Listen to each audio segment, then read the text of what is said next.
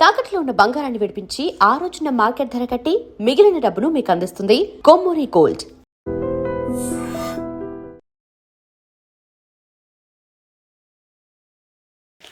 నమస్కారం, welcome to I dream. ధర్మ మార్గం విత్ విజిత కార్యక్రమానికి స్వాగతం.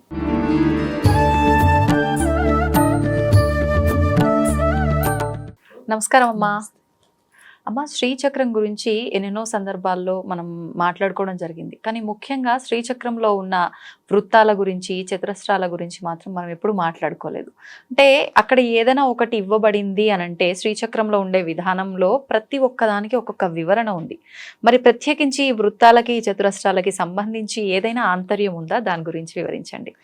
తప్పకుండా. ఇది ఏంటి అంటే ఇక్కడ చతురస్రం అంటే ఈ నేను అన్నది ఇక్కడ అమ్మవారికి అసలు శ్రీచక్రం అన్నది ఎలా ఏర్పడింది అని చెప్పుకున్నప్పుడు మామూలుగా అమ్మ ఓంకారం ఏదైతే శబ్దం వచ్చిందో నాదమని ముందుగా ఈ సృష్టి మొదలైనప్పుడు ఓంకార శబ్దం నుంచి హ్రీంకార స్వరూపిణి కింద లలితాదేవి రాజరాజేశ్వరి స్వరూపం కింద వచ్చింది. ఆ వచ్చినప్పుడు ఆవిడ యొక్క రేఖాగణితాన్ని చిత్రీకరించినప్పుడు ఈ శ్రీచక్రాకారము అన్నది వచ్చింది. ఇక్కడ ఏంటి అంటే ఆ తల్లి నుంచే మనందరం వచ్చాం. అది చూడండి, ఫస్ట్ బిందు ఒకటి నుంచి మొదలై అనేకం కింద మారడం మనందరం ఈ సృష్టి అంతా. అందుకే దాన్ని సృష్టి క్రమము అంటారు. రెండోది ఏంటి అంటే ఇప్పుడు నేనేం చేస్తాను, ఆ శ్రీచక్రానికి పూజ చేసి ఎవరిలో కలవాలని వెళుతున్నాను, ఆ పరమేశ్వరిలో కలవాలని వెళుతున్నాను. అంటే నేను ఈ అనేకం అన్నీ కలిసి మళ్ళీ ఎందులో కలవాలనుకుంటున్నాయి, ఆ ఒకటిలో కలవాలని ఏకం అవ్వాలనుకునేది ఏదైతే ఉందో దాన్ని సంహార క్రమం అంటారు. ఈ సంహార క్రమంలో మనం చతురస్రాన్ని తీసుకున్నప్పుడు అంటే మొదట ఆవరణ ఇటు నుంచి వెళ్ళినప్పుడు చతురస్రం వస్తుంది, అటు నుంచి వచ్చినప్పుడు బిందువు వస్తుంది. ఈ చతురస్రానికి ఉన్నది ఏంటి అని అంటే అనేకం అని చెప్పుకున్నాం. ఇక్కడికి వచ్చేసరికి చతురస్రం మనం చూస్తే నార్మల్గా హ్యూమన్ అంటే ఒక మానవుడి యొక్క మూలాధార చక్రం కూడా చతురస్రాకారంలోనే ఉంటుందంటారు. ఇక్కడ చతురస్రం అంటే అర్థం ఏమిటి అంటే లిమిటేషన్ అన్నమాట. అంటే అన్ని భూమికి సంబంధించినవే ఉంటాయి. అందుకే మూలాధార చక్రాన్ని భూతత్వం అని పిలవడానికి కూడా కారణం. భూమికి సంబంధించినవి అంటే ఏంటి అంటే నాకు ఇది కావాలి, ఇది లేకపోతే నేను లేనేమో, లేకపోతే చూడండి ఏంటంటే ఈ డ్రెస్ వేసుకోవాలి, ఇలాంటివన్నీ ఏవైతే ఉన్నాయో మొత్తం అన్ని మనకి వేళ్ళతో సహా అంటుకుపోయి ఉంటాయి చెట్టులాగా. అంటే అన్ని కావాలనిపిస్తోంది. ఈ లిమిటెడ్ అంటే అన్ని లిమిటెడే, కోరికలన్నీ లిమిటెడ్, మన లిమిట్ చేసేస్తున్నాయి కదా. ఈ లిమిట్ గా ఉన్న మనం ఎలా మారాలి అంటే వ్యాపక చైతన్యం కింద మారాలి. అందుకని చెప్పేసి ఇక్కడ ఏంటి అంటే అణిమా సిద్ధి మొదలుకుని సర్వత్రికండ వరకు ఉన్న వీళ్ళందరూ ఏంటి అంటే మనం ఈ లిమిటెడ్ గా అంటే దేహానికి ఏదైతే మనం లిమిట్ అయిపోయి ఉన్నామో మన్ని కాస్త ఏం చేస్తున్నారు అంటే వ్యాపక చైతన్యంగా మార్చి, అందుకే నెక్స్ట్ వెంటనే మీరు చూస్తే వృత్తాలు కనిపిస్తాయి. ఆ వృత్తాలకు ఉన్న సిగ్నిఫికెన్స్ ఏంటి అంటే మీరు చూడండి, మామూలుగా చతురస్రం అయితే 4 పాయింట్లు ఉంటేనే గీయగలుగుతాం. కానీ వృత్తం అలా కాదు, 360 డిగ్రీల యాంగిల్లో మీరు ఎంత కావాలంటే అంతే. అంటే ఈ లిమిటెడ్ నుంచి మనం ఎందులోకి వెళ్తున్నాం, అన్లిమిటెడ్లోకి వెళ్తున్నాం. ఆ అన్లిమిటెడ్లోకి వెళ్ళేటప్పుడే ఫస్ట్ 3 వృత్తాలు ఉంటాయి మీకు. ఆ 3 వృత్తాలు ఏంటి అంటే మనలో ఉన్న కామాగ్ని, జఠరాగ్ని, జ్ఞానాగ్ని. మన ఏది లిమిట్ చేస్తుందో ఇప్పుడు మనం వ్యాపక చైతన్యం వైపు కొంచెం వెళుతున్నాం. అంటే మన దృష్టి మారి అయ్యో నేను వీటితో ఉండకూడదు, ఇంకొంచెం నేను ఎదగాలి. ఆ ఎదగాలనుకుని మనం ఎప్పుడైతే బయలుదేరామో అప్పుడు ఎదిగించడానికి అమ్మవారు చూడండి అక్కడ ఉన్న 3 వృత్తాలు ఏంటి, మనలో కామాగ్ని. కామాగ్ని అంటే అర్థం ఏమిటి, మనకి బోల్డ్ అని కోరికలు. అంటే ఇది కావాలండి, అది కావాలండి, అది అన్నీ కావాలి మనకి. ఎందుకు అన్నీ కావాల్సి వస్తున్నాయని ఒక్కసారి మనం ఆలోచించుకున్నాము అంటే అన్ని కావాలనుకుంటాము. కావాలనుకున్న తర్వాత చాలా కష్టపడాలని కొంతమంది ట్రై చేస్తారు. చాలా మందికి ఈజీగా వస్తే కూడా ఇష్టం. అంటే 90% ఈజీగా రావడాన్ని ఇష్టపడతారు. కష్టపడి ఎవరు తెచ్చుకోవాలనుకోరు. అంటే వాళ్ళలో ఏం లేదంటే కామాగ్ని మటుక్కుంది, జఠరాగ్ని లేదనమాట. జనరల్ గా 90%కి కామాగ్నే ఉంటుంది. జఠరాగ్ని ఎవరికి ఉంటుందో వాళ్ళు ఏం చేస్తూ ఉంటారంటే తపన, అంటే దాన్ని ఎలాగైనా సాధించాలి. అంటే నాకు ఒక కోరిక వచ్చింది, అది నేను సాధించాలి. సాధిస్తూ ఉన్నప్పుడు ఏమవుతుంది అంటే ఏదైనా మనం తెచ్చుకున్న తర్వాత ఒక పీక్ టైం తర్వాత ఒకటి అవుతుంది, ఇంకోటి వస్తుంది, ఒకటి అవుతుంది, ఇంకోటి వస్తుంది.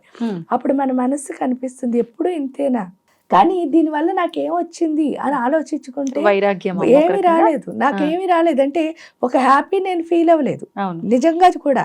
అంటే ఒక కార్ కొనుక్కోవాలనుకున్నారు, సపోజ్ కొనేసుకున్నారు. ఎన్ని రోజులు ఆ కార్ని చూసి మీరు మురిసిపోగలరు? ఇంకో దాని మీద కోరిక పుట్టినంత వరకే. అంతే, మళ్ళీ దీని మీద ఏం వ్యామోహం ఉండదు. ఉండదు. అది మనకి ఎప్పుడు అర్థమైందో అంటే ఇది కాదనమాట. అప్పుడు మన మనసు ఏమవుతుంది అంటే డిఫరెంట్ గా ఆలోచించడం మొదలెడుతుంది. ఆ డిఫరెంట్ గా ఎప్పుడు ఆలోచించిందో అసలు నాకు ఇన్ని కోరికలు ఎందుకు వచ్చాయి అని ప్రశ్నించుకుంటే ఆన్సర్ ఏమిటి అంటే నాకేమి కావాలో నాకు తెలియదు, అందుకనే అన్నీ చుట్టుకుంటున్నాను అని అర్థమవుతుంది. ఎప్పుడు అర్థమైందో మనకేం కావాలో మనం అర్థం చేసుకుంటాం. అదే జ్ఞానాగ్ని అంటే. అంటే అసలు నాకేం కావాలి, ఆ నాకేం కావాలని మనం అర్థం చేసుకున్న తర్వాత అక్కడ పెటల్స్ ఉంటాయి మీరు చూస్తే. ఫస్ట్ 16, తర్వాత 8. ఈ అష్టదళ పద్మం, షోడశ దళ పద్మం ఇది ఏం చేస్తుంది అంటే స్లోగా మనలో ఉన్న లోపాలని తొలగిస్తూ ముందుకు తీసుకువెళ్తుంది. అంటే ఒక్కొక్క లోపాన్ని, ఎందుకంటే మీరు ఎప్పుడైతే జ్ఞానం సంపాదించుకున్నారో ఈ జ్ఞానం సంపాదించుకున్న మీకు ఏమవుతుంది అని అంటే ఆ జ్ఞానం పూర్తిగా నిలబడాలి. ఎందువల్ల అంటే ఒక్కొక్కసారి చూడండి, దేవుడు ఉన్నాడా అని ఎవరినైనా అడిగామనుకోండి, అందరికీ దేవుడు అంటే నమ్మకమే ఈ సృష్టిలో. మళ్ళీ ఒక్కొక్కసారి ఏమవుతుంది, నిజంగా పని చేసినప్పుడు అమ్మ నేను కూడా చేసుకుంటే బెస్ట్, దేవుడి మీద వదిలేయకూడదు అని చెప్పి అటు ఇటు ఊగేవాళ్ళు కూడా ఉంటారు. ఇందులో అటు ఇటు ఊగేవాళ్ళు 80% పైనే ఉంటారు, ఒక 20% స్ట్రాంగ్ గా ఉంటారు. ఈ స్ట్రాంగ్ గా ఉండడానికి ఇటు అటు ఊగడానికి, అంటే ఇక్కడ దేవుడి విషయంలో అని కాదు, ఏ విషయంలో అయినా సరే అటు ఇటు ఊగేవాళ్ళు చాలా మంది. దానికి కారణం ఏమిటి అంటే మనలో ఉన్న లోపాలే. మనకి పూర్తిగా దాని మీద ఏం రాలేదు, అవగాహన రాలేదు. ఆ అవగాహన ఏం తెస్తాయి అని అంటే ఈ షోడశ దళ పద్మం, అష్టదళ పద్మం మనలో ఉన్న ఒక్కొక్క లోపాన్ని, ఎందుకంటే మనలో ఉన్న ఇంద్రియాలు ఏవైతే ఉన్నాయో అవి మొత్తం 24 తత్వాలు ఎప్పుడు క్లీన్ గా ఉంటాయో అప్పుడే మన మనస్సు మన అధీనంలో ఉంటుంది. ఈ అష్టదళ పద్మం, షోడశ దళ పద్మం మన మనస్సుని మన అధీనంలోకి తెస్తుంది. అంటే మనం అనుకున్నది ఏదైనా సరే అనుకున్న దాన్ని అనుకున్నట్టు ఫోకసివ్ గా చేయడం, అటు ఇటు ఓగకుండా. ఆ ఓగని స్థితి దళాలు రెండు మనకి తీసుకొస్తాయి. ఎప్పుడు తీసుకొచ్చాయో మనం వెంటనే ట్రయాంగిల్స్ లోకి వెళ్ళిపోతాం. మీరు చూస్తే ఫస్ట్ ట్రయాంగిల్స్ చూడండి, 14 ఉన్నాయి, 10 ఉన్నాయి, 10 ఉన్నాయి, 8 ఉన్నాయి, 3 అంటే అది ఒకటే, 3 కోణాలు.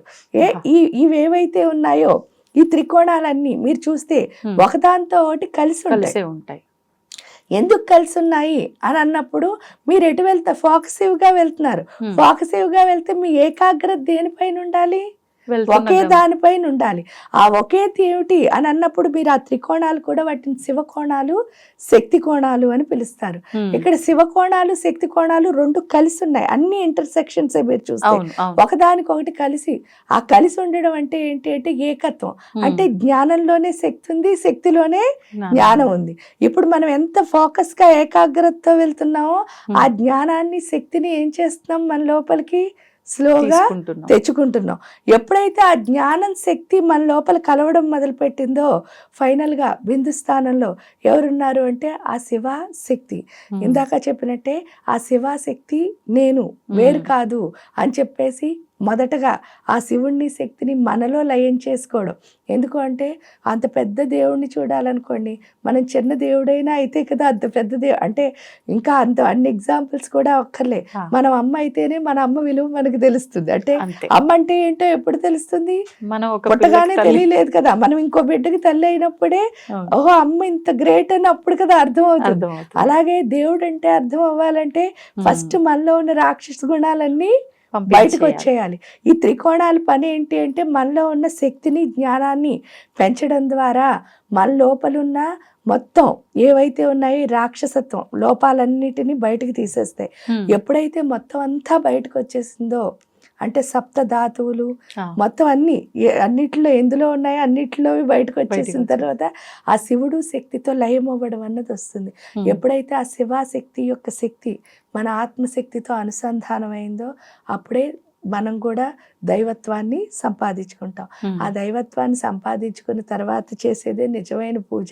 ఎప్పుడైతే ఆ దేవుడితో అనుసంధానం అవుతున్నామో ప్రతి క్షణం ఆ మహాభావ స్థితిలో ఉంటూ ఉంటూ పూర్తిగా ఈ ప్రాణం ఎప్పుడైతే ఈ భూమి మీద నుంచి వెళ్ళాలో ఆ రోజున ఏమవుతాము అంటే ఆ మహాదేవి మహాదేవుళ్ళలో మనం ఐక్యమైపోతాం. అదే శ్రీచక్రం యొక్క సిగ్నిఫికెన్స్.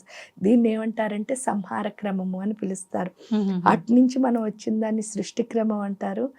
అంటే బిందువు నుంచి కొంతమంది పూజ చేస్తారు చతురస్రం వరకు, వాళ్ళని సృష్టి క్రమంలో పూజ చేశారు అంటారు. మనం ఏం చేస్తాము అని అంటే చతురస్రం మొదలుకొని బిందువుకి వెళ్తాం. ఏది ఉత్తమం అమ్మ? దీన్ని బట్టి కింద నుంచి ఆ రెండు ఉత్తమమే. అంటే కొన్ని మార్గాల వాళ్ళు వచ్చేస్తారు, కొన్ని మార్గాల వాళ్ళు ఇది చేస్తారు. ఈ విధంగా వెళ్ళడాన్ని సంహార క్రమం అంటారు. ఈ రెండు మార్గాల్లో ఏదో ఒకటి ఏదైనా ఫైనల్ గా ఆ పరమేశ్వరిని చేరే మార్గం. ఇప్పుడు అంటే అన్నీ తెలిసి కొంత జ్ఞానం ఉన్న వాళ్ళైతే ఏ ఆవరణ ఎలా చేయాలి, ఏ చేస్తున్నప్పుడు ఏం మంత్రం చెప్పాలి, లేకపోతే ఈ ప్రాసెస్ అంతా ఒక విధానంగా వెళ్తుందమ్మా. మరి సామాన్యులకి ఇవన్నీ ఏం తెలీదు. ఊరికే శ్రీచక్రం పెట్టుకున్నామా, కుంకుమతో అలా అర్చన చేసామా, శ్రీమాత్రే నమః అనుకున్నామా, అయిపోయింది. మరి ఇటువంటి వాళ్ళ పరిస్థితి ఏంటి? మీరు చెప్పిన విధానం అంతా జరుగుతుందా అలా చేసినా? ఈ విధానం అంతా జరుగుతుంది. ఎప్పుడు అంటే చక్కగా వాళ్ళు పువ్వులు పెట్టారా, లేకపోతే కుంకుమ వేశారా, ఇదంతా జనరల్గా ఏంటి అంటే నార్మల్గా ఒక ఇంట్లో పూజ చేస్తే కుంకుమ కంటే పువ్వులే శ్రేష్టము. ఎందుకు శ్రేష్టము అంటే కుంకుమ అన్నది రజోగుణము. ఇంట్లో అదేంటంటే రజోగుణంతో పూజ చేసినప్పుడు ఎక్కువ అన్నదానం చేయాల్సి వస్తుంది. అలా ఇంట్లో జరగదు కాబట్టి చక్కగా పువ్వులు సత్వగుణ సంపన్నము, కుంకుమ పువ్వులు ఒకటే. సత్వగుణంలో పువ్వులు వాడితే రజోగుణంలో కుంకుమ వాడతాం అంతే. కాబట్టి చక్కగా పువ్వులు పెట్టుకుంటే ఖడ్గమాల కానీ లలితా సహస్రం కానీ చదువుకోవచ్చు. అన్నిటికంటే మొదటగా చేయాల్సింది ఏంటి అంటే పత్రం పుష్పం ఫలం తోయం అని చెప్పారు కదా కృష్ణుడు. మనం చేయాల్సింది ఏంటి అంటే ఈ పూజ అంతా చేయడం కంటే ఇంపార్టెంట్ ఆత్మసమర్పణ. మనం ఎంత బాగా దేవుడికి దగ్గరగా ఉంటామో, ఎంత ఆత్మసమర్పణ చేస్తామో, ఏ పూజ చేయకపోయినా పర్వాలేదు, ఆ తల్లిని మనం చేరుకోవచ్చు. కానీ ప్యూర్గా ఆత్మసమర్పణ చేయాలి. మళ్ళీ అక్కడ బిజినెస్ పెట్టకూడదు. ఆ బిజినెస్ ఏంటి అంటే నేను నీకు ఇచ్చేసాను కదా, నాకు అది ఇవ్వలేదా, ఇలాంటి ప్రశ్నలు ఆన్సర్లు ఏముండవు. పూర్తిగా అమ్మ ఏమిస్తుందో దాన్ని యాక్సెప్ట్ చేసే తత్వం. అది ఎప్పుడు వచ్చిందో అది ఆత్మసమర్పణ అవుతుంది. అది వచ్చిన వాళ్ళు తప్పకుండా ఏం చేసినా పర్వాలేదు. అయ్యో నేను ఇవన్నీ నేర్చుకోలేనండి, చేయలేనండి అని అనుకున్న వాళ్ళు మీ టైం ప్రకారం మీకు ఎంత టైం ఉందో, 5 నిమిషాలు టైం ఉందనుకోండి, ఖడ్గమాలతో పూజ చేసి పంచపూజలు చేసుకోవచ్చు. లేదండి నాకు ఒక అరగంట టైం ఉందన్నారనుకో, చక్కగా లలితా సహస్రనామాలతో పూజ చేసి పంచపూజలు చేయొచ్చు. అలా కాదండి నాకు ఒక గంటన్నర టైం ఉందంటే శ్రీ సూక్తంతో అభిషేకం చేసి శుభ్రపరిచి దానికి చక్కగా బొట్టు పెట్టి లలితా సహస్రంతో చేసి షోడశోపచార పూజ కూడా చేయొచ్చు. ఈ విధానంలో కూడా శ్రీచక్రాన్ని అర్చించవచ్చు. అంటే ఏ రకంగా మనకు ఆచరించగలము అంటే ఆ రకంగా ఆచరించుకోవచ్చు, తప్పేమీ లేదు. ధన్యవాదాలమ్మా.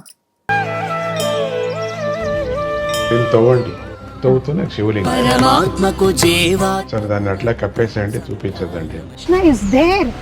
మూర్తి పూజ కాదు, సాక్షాత్ బ్రజేంద్ర నందన భగవాన్ ఉన్నారు మూర్తిలో. ఏమీ ఆశించకుండా ఆరాధించే వాళ్ళు కూడా ఉన్నారా ప్రభుజీ? నిజమైన భక్తి అంటే మనకు తెలియదు కాబట్టి